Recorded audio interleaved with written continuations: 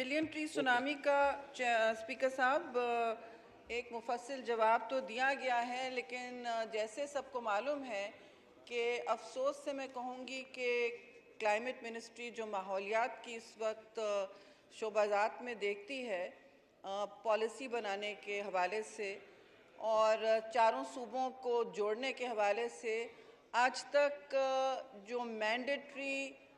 Policy के तहत 220-21 की पॉलिसी के तहत कभी एक मीटिंग नहीं हुई है क्लाइमेट काउंसिल की स्पीकर साहब। तो उसमें चारों सूबों के गुजारिशात आते हैं, लेकिन ये पहली बात मैं ज़रूर कहूँगी कि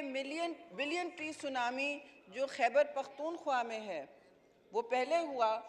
उस पे बल्कि बहुत सारे सवालात उठे हैं, डायरेक्ट मेरे पास भी आए हैं, एक ही हफ्ते में आए हैं और बहुत सारी लोगों की तहफ़्फ़ुज़ात आए हैं। ये नहीं,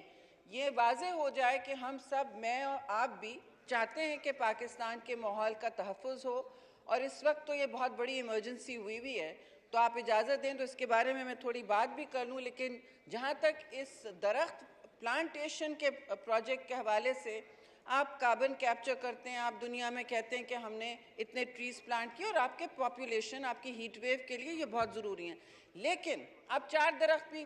प्लांट करें, अच्छी बात है। लेकिन बात ये नहीं है, बात ये हुकूमती फ़ंड्स की है और तहकीकात की है और जवाबदेही की है, जो हर हुकूमती महकमे को करनी पड़ेगी। तो जहाँ तक बिलियन ट्री सुनामी की बात है, वो केपी का प्रोजेक्ट था और वो अभी तक चल रहा है।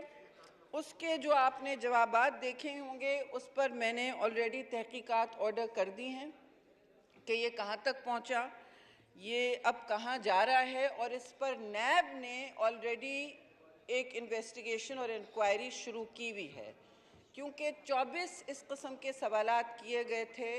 पेशावर में ही, सिर्फ पेशावर में सवाल हुए थे इस पर, और इस पर जो करप्शन के हवाले लगे थे